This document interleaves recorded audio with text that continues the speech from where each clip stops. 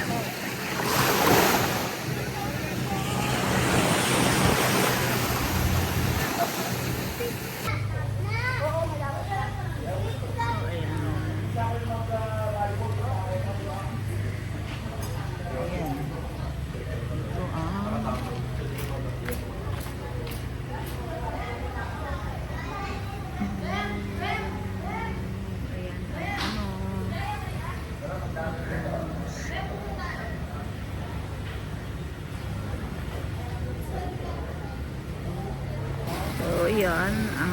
Ayan ang Aquamarine. So, kita mo ang ganda. Decorations pa lang. Ganda na.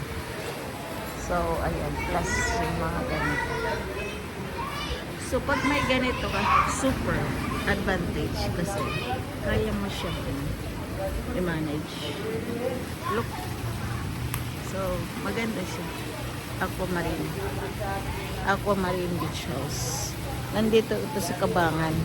Sa may kabasaan or kasabaan.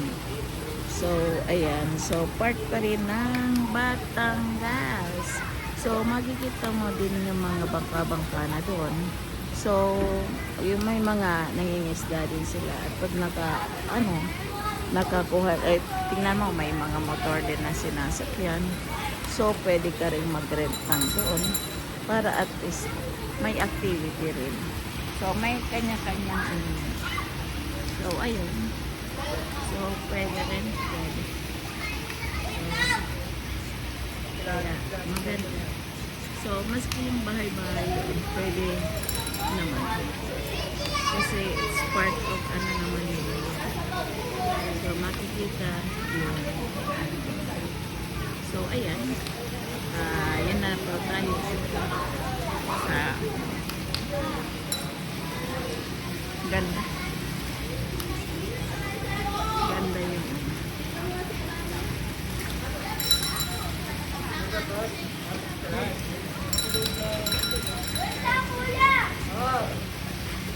Kita mo? Ang ganda-ganda. So, ayan. Tapos may nagtitinda pa rin. Yan. So pwede pa lang pumasok ang nagtitinda dito. Kasi sobrang init. So makikita mo rin yung yung bangka talaga doon.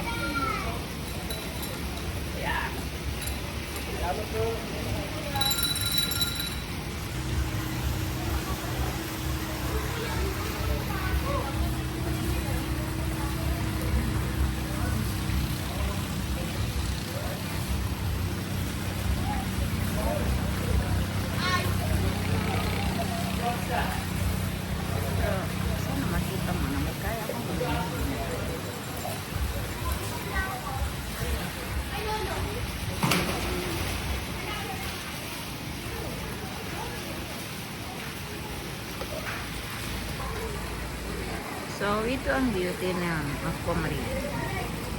Aquamarine Beach House. So, may beach. Pero, ayan, may mga ibang nag-aasikaso dyan. So, ayan, may beach sa ano nila. Pero, ito yung tatlo. At maraming mga tao. So, ayan ang tinuluyan namin. Aquamarine Beach. Aquamarine Beach. So, ayan. So, makikita natin. May mga Amazonite na room. May mga, ano ba ang pangalan nito? Oh, yan. Amazonite pa rin. So, makikita rin natin itong turquoise. Oh. At dito kami sa Chrysocolla. Naka-stay, naka-check-in. So, kahapon kami dumating. Na-enjoy na rin namin yung dagat. So, and then, yung swimming pool kagabi. Okay. So, up and down to. So, ito yung hagdanan. And then, kami naman, ang iba naman ay Paraiba. So, Paraiba. Aventurine. So, Aventurine and Celestite. Mayroon pa pala. Aside from Celestite, may Apatite. So, ayun. So, ito rin yung, kubo nila. So, okay rin naman ang kubo nila. Yan. At kung gusto niyong makita yung presyo, so pricey lang. But you can see also na maganda.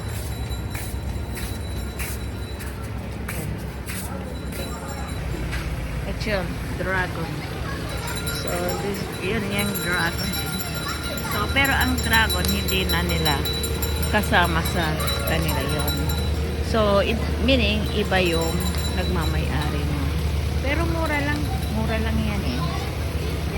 200 per yung mga sasakay. So, ayan, ay maganda rin at nakasakay sa dragon. Okay, for an experience. So, ano naman eh,